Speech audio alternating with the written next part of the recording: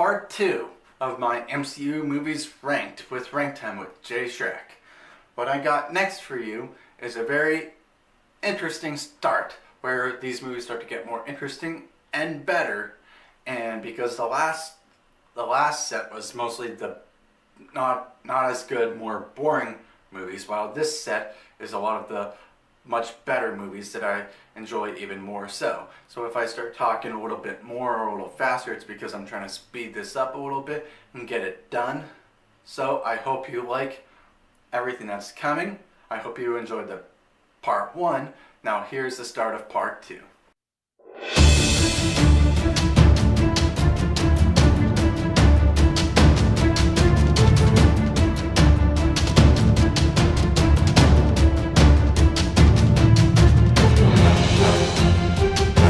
Coming in at number 12, we got Avengers Age of Ultron. Now this movie was the first really big Avengers movie that I didn't really care for as much. There were aspects of it I loved. There was a lot of good humor here and there. I did not like all the gags and everything that they had running throughout the movie with the whole Captain American language thing. But I did like the introduction of some new heroes like Vision, Quicksilver, and Scarlet Witch. Now Quicksilver had a very quick ending to him, no pun intended, but I wish they would have done a little more with Quicksilver, kept him around for at least another movie or two.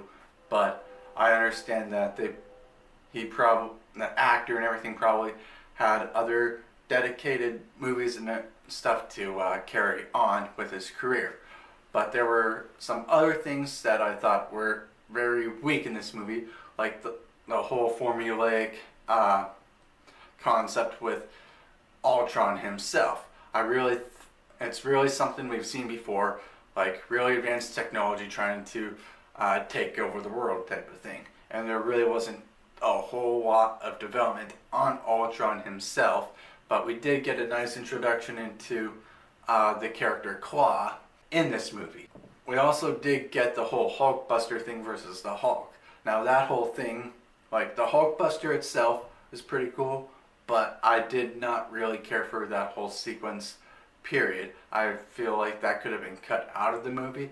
I didn't feel or see any true purpose in that part of the movie. But I did enjoy this movie for some of what was in the movie, and I did also like the whole bringing the cosmic stuff into the movie when Thor went to go get the Infinity Stone for Vision to come about. Now, that's all I have for Age of Ultron. Let's get into the next movie.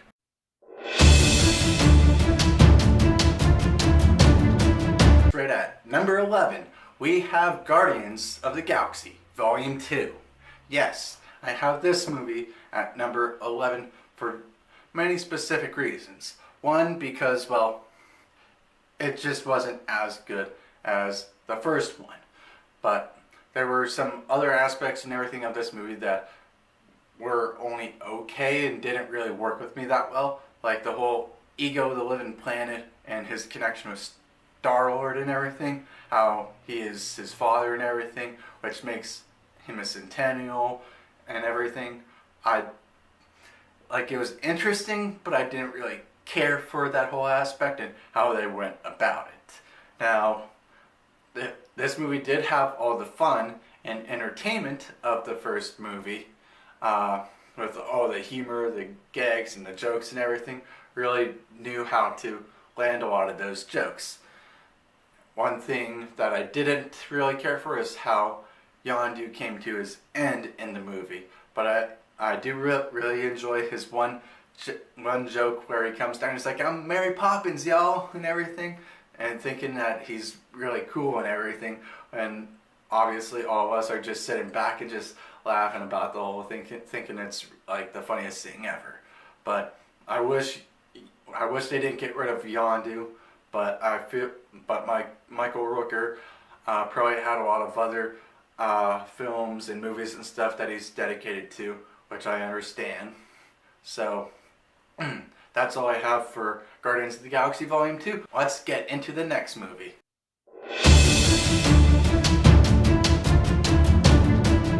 number 10, we have the original Iron Man, the movie that really started it all. Now this movie, at first I really wasn't sure about like what it was gonna be, because it was just something that I wasn't very familiar with. I wasn't familiar with the comics, but I really wanted to really get a good sense of like who Iron Man was, and this movie really did that very well. I feel like it did a little too much in the cave with the scientists and everything about him creating all this to like help his heart and everything. I just feel like they could have maybe sped that up a little bit, but I understand that there is a lot to that, so that did take up a good part of the movie. I do feel like this is one of Robert Downey Jr.'s like perfect roles that he's ever taken on, because he just does such a good job with making Tony Stark like an asshole, but at the same time really knows when to make him shine and care in this movie. Now, the weakest part of this movie was the whole villain twist thing. Like, we all kind of knew from the start that Tony's father's partner was kind of like a bad, or not necessarily bad, but not necessarily the nicest, greatest guy. But the fact that he was behind a lot of this and was the one that traded all the weapons and everything with these other countries and everything, really, I didn't really care for that concept, although some people may have liked that a little more. I thought that the end and how everything came about was pretty cool. I did not expect, actually, at the end of the movie for Tony to reveal himself as Iron Man. That was a big shock, and I do enjoy the movie. It is a great movie, and it is placed at number 10 for a reason, because it is better than a majority of the MCU movies, but it's not quite the best. That's all I have for Iron Man. Now let's get into the next movie.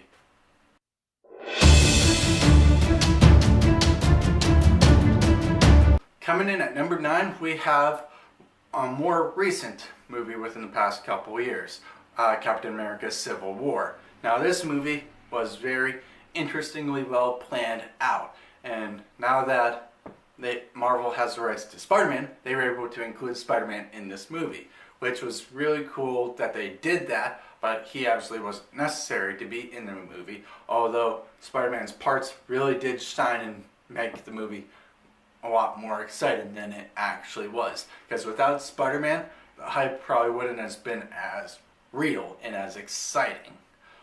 But Captain America himself, I enjoyed him once again in the movie, and his battle with Iron Man and the battle between sides and everything was really well thought out, really well planned.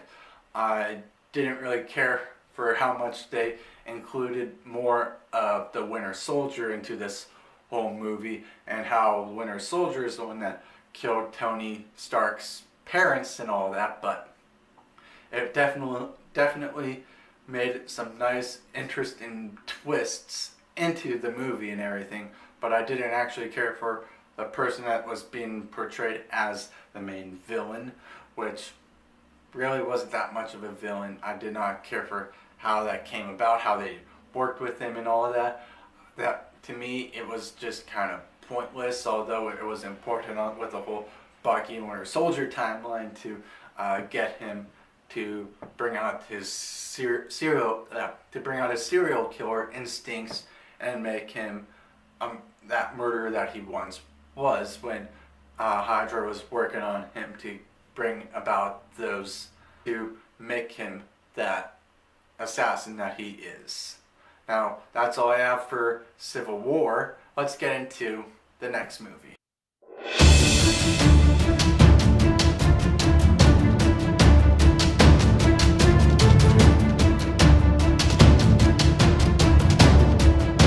Coming in at number 8 is the original Avengers movie, Avengers Assemble, which is something that a lot of people were getting really excited for as soon as they heard that all these movies were connected, because everyone knew from Iron Man 2 that the Avengers would be coming. Nobody knew exactly when exactly at first, but as soon as the announcement came about, everybody was really hyped up and really excited. But it's because that hype made this movie seem a lot better than it actually is. Like, it is a great movie. It was great that they included all these heroes into the movie and how they came about with all the heroes and how their chemistry is. It was very well put together. The chemistry is very well done with, you could tell, with the characters in the movie, and the chemistry with the actors and actresses themselves was very well put together. One good thing too is that the Hulk is back, but with a new actor, Mark Ruffalo. Now Mark Ruffalo really did a good job as Bruce Banner, and when he does Hulk out in the movie, he really hulks out, and it was fantastic. A lot of the things that I didn't like though was with Loki. Like, I felt like he was just being bad for the sake of being bad in the movie, which really didn't bring about anything new or more to the character than we already knew from Thor. And also within the last battle and everything, all the CGI was a little bit distracting and a little bit overwhelming, that it was kind of annoying and really brought down the enjoyment of the movie in my opinion. Now, that's all I have for the Avengers. Let's get into the next movie.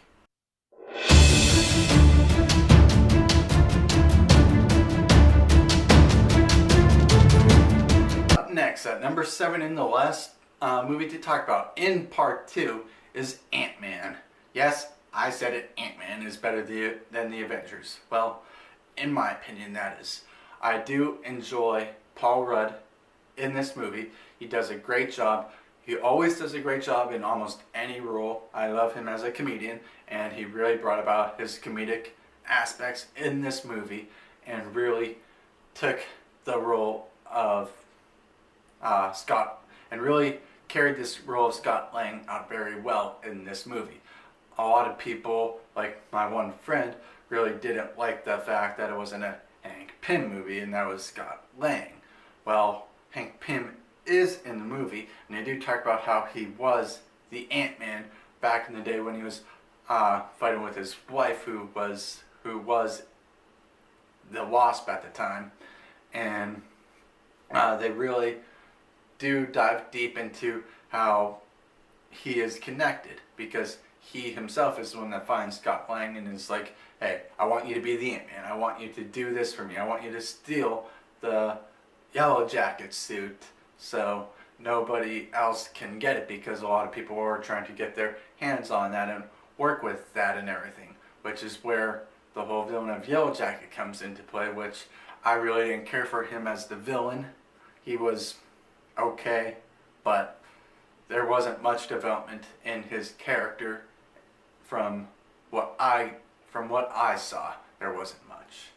I can say this movie was definitely a very unexpected surprise to most people that watch and enjoy the movies in the MCU, and really was something that really did kind of like bring back my hope in the MCU, because at the time, like before that movie, I was starting to lose a little bit of hope in what was coming about. But this movie to me really shined and brought back that hope and excitement for these Marvel films. That's all I have for Ant-Man and for this video. Please stay tuned for part 3. It will include my last 6 Marvel films. Don't forget to subscribe, comment anything that you liked about this video and like about this series so far. I hope you are enjoying these videos, and I will see you guys in the next video.